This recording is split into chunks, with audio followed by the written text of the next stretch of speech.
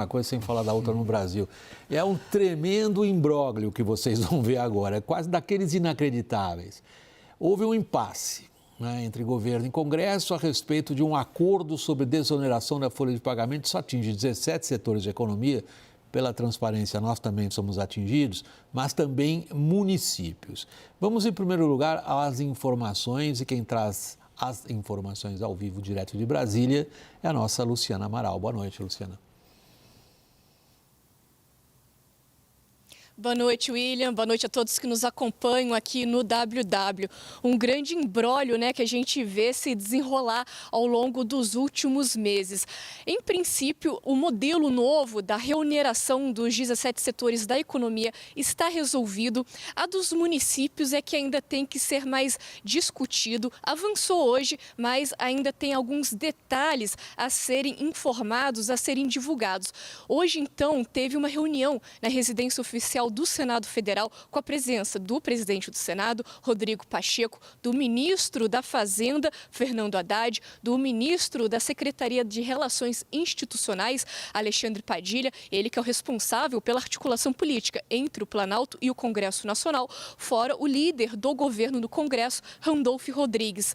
No final dessa reunião, o Padilha deu uma coletiva junto ao Pacheco e ao Randolph. O Pacheco disse então que foi firmado um acordo em relação aos municípios. Fica, segundo ele, mantida a alíquota de 8% para os municípios menores neste ano. Daí, a partir do ano que vem, haveria uma reoneração gradual. De quanto ainda não foi informado, ainda vai ser discutido. Já o projeto que permite que setores da economia paguem menos tributos nesse ano e aí tenha um retorno gradual do pagamento dos impostos já foi protocolado. Isso, então, a gente agora já está falando da reoneração dos setores da economia. Esse projeto está já nos termos de um acordo do governo, do Congresso e de setores produtivos sobre o tema. O líder do governo no Senado, Jacques Wagner, é quem vai relatar todo esse texto. E diante de toda essa articulação que já vinha se desenvolvendo nos bastidores, o ministro da AGU, Advocacia Geral da União, Jorge Messias, ele já pediu que o STF suspenda temporariamente os efeitos da liminar que foi concedida ao governo, aquela liminar que derrubava a desoneração aprovada pelo Congresso Nacional no ano passado, que também gerou uma crise, né, entre o governo Lula e o Congresso Nacional. O ministro Cristiano Zanin, então, já pediu que a PGR, a Procuradoria-Geral da República e o próprio Congresso Nacional se manifestem sobre o tema. Volto com você. Obrigado, Luciana. Boa noite para você aí em Brasília. Roberto Padovani, tem um STF parado aí nessa linha, vai ser muito interessante a gente ver como é que o STF diz que uma coisa vale, depois a mesma coisa não vale, depois volta a valer. A gente já vai entrar nessa área política. Primeiro, a você como economista, eu queria ouvir a sua visão, ou saber da sua visão do ponto de vista das empresas. Está claro o caminho delas para frente agora? Ou as empresas vão continuar nesse limbo de não saber quanto pagam no dia 20?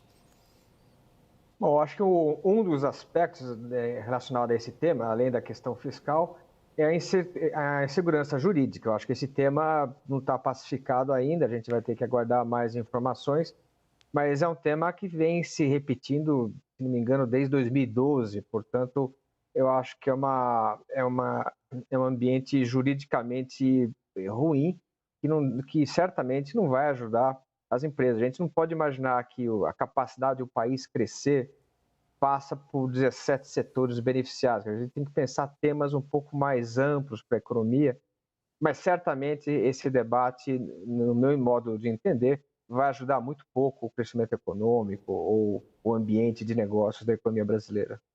Caio. William, é uma grande confusão, porque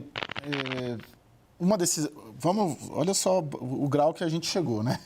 Uma decisão do Supremo acabou forçando um acordo entre o Executivo e o Legislativo de uma ideia, de um projeto que tramita há um ano no Congresso. Então foi preciso o Cristiano Zanin dar uma canetada para que esse acordo se viabilizasse. Essa é a primeira excrescência na história toda, né? É uma decisão monocrática propiciando um acordo entre dois poderes. Esse é um dado. E tem algumas questões ali que ainda não está muito claro. Por exemplo, pelo acordo, o relator do projeto, o autor é o Efraim, né? O senador Efraim Moraes, que vem cuidando desse assunto desde sempre. Mas o relator é o Jacques Wagner, no Senado. O relator do projeto que sela o acordo. Líder do governo no Senado. Só que a decisão do Zanin, ela é embasada por quê? Porque o Congresso não indicou a receita. E, por enquanto, ninguém está falando em receita. Cadê a receita? Então, esse projeto vai ter a fonte de receita? O projeto protocolado, ontem, hoje, pelo Efraim, no Senado, não tem a fonte de receita. Ou seja, da forma como está, se o projeto que simboliza o acordo entre Executivo e Legislativo sobre desoneração for aprovado da forma como está, ele, à luz da decisão do Zanin, continua sem fonte de receita. Ou seja, o Zanin teria que derrubar o acordo que ele forçou pela decisão monocrática. Exatamente. Roberto Padovani vai só acompanhando a isso, vai só acompanhando. Até nós, jornalistas, estamos tentando organizar a cabeça para entender o tamanho da confusão, Daniel. Estamos sem o áudio do Daniel. Por favor, Daniel. Vocês não estão me ouvindo? Sim. Agora estamos ouvindo você. Por favor, eu só queria... Vamos aprofundar esse ponto que o Caio levantou, porque ele é muito grave, né? O governo precisou de uma liminar do Supremo, do Cristiano Zanin, que apontava um dado. Pode discordar ou concordar com a decisão ali do Supremo, mas era um dado da realidade. O projeto aprovado lá no final do ano passado, que o Lula vetou e depois o Congresso derrubou o veto, não apontava fonte de receita para compensar a desoneração. Muito bem, aí o Supremo diz, espera aí, isso aí não dá, isso fere a lei de responsabilidade fiscal. Acontece que agora nós estamos numa situação em que, de novo, não existe ali o apontamento de fonte de receitas para compensar um acordo que não é tanto lá nem tanto cá, mas que também não tem fonte de compensação. E aí o Supremo, muito provavelmente, vai validar esse acordo, porque conseguiu colocar todo mundo em convergência. Só que o problema de fundo continua. O Supremo disse que era ilegal. Quer dizer, o que era ilegal lá há algumas semanas vai passar a ser legal? Então o Supremo passa a ser um agente político que viabiliza acordos e não vê mais a legalidade estrito sensu, a constitucionalidade estrito sensu de uma lei aprovada pelo Congresso Nacional. Quer dizer, a gente está vendo uma evidência de um Supremo agente político e não de um balizador do que é constitucional ou não é constitucional. Mas aí os ministros ficam furiosos quando a gente diz que tomam decisões políticas, mas essa é outra conversa. A gente vê no ambiente político como, na verdade, as decisões acabam sendo tomadas, se mera coincidência ou não, eu estou usando aqui de ironia, são decisões políticas visando efeitos políticos. Mas, Roberto Padovani, como é que fica o fiscal nisso que você ouviu até agora, independentemente de se você quiser ingressar no campo do direito constitucional também? Não vou entrar nesse campo. Bom, eu acho que tem essa discussão sobre o efeito na capacidade do país crescer, eu acho que é um efeito desprezível, eu acho que não tem muita relevância. Agora, o grande tema que o Brasil tem que enfrentar em algum momento é a questão fiscal. A gente tem uma agenda política por mais gasto, essa agenda ela é não só do Executivo, mas a gente está vendo que é também do Congresso Nacional.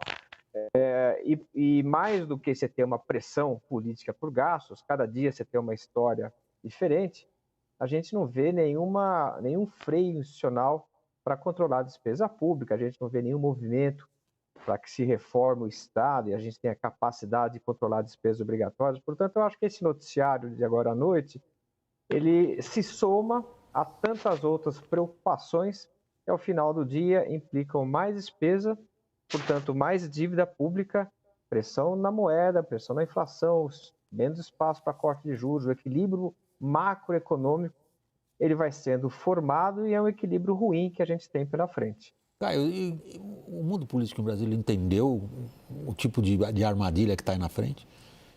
De certa maneira, William, acho que todo o acordo, a costura, e pelo que eu levantei também, falei que, por exemplo, com o ministro Padilha, agora à noite, busquei na equipe econômica também alguma luz sobre essa fonte de receita, vai ter uma indicação, ou seja, É interessante como está tendo um debate muito grande sobre o fiscal, né? Ainda mais agora com toda a tragédia lá do Rio Grande do Sul, a necessidade, né, de uma ajuda ao Rio Grande do Sul. Mas esse assunto da desoneração, que deve impactar aí, estamos falando de 10 bi, né, 15 bi, a depender do ano. O Daniel, acho que talvez tenha esse número de cabeça. Ele não foi, ele continuou, né? Ninguém abriu mão da desoneração. Por exemplo, o Congresso está abrindo mão de emendas parlamentares, ou está tendo um direcionamento de emendas parlamentares lá para o Rio Grande do Sul. Na questão da desoneração, não.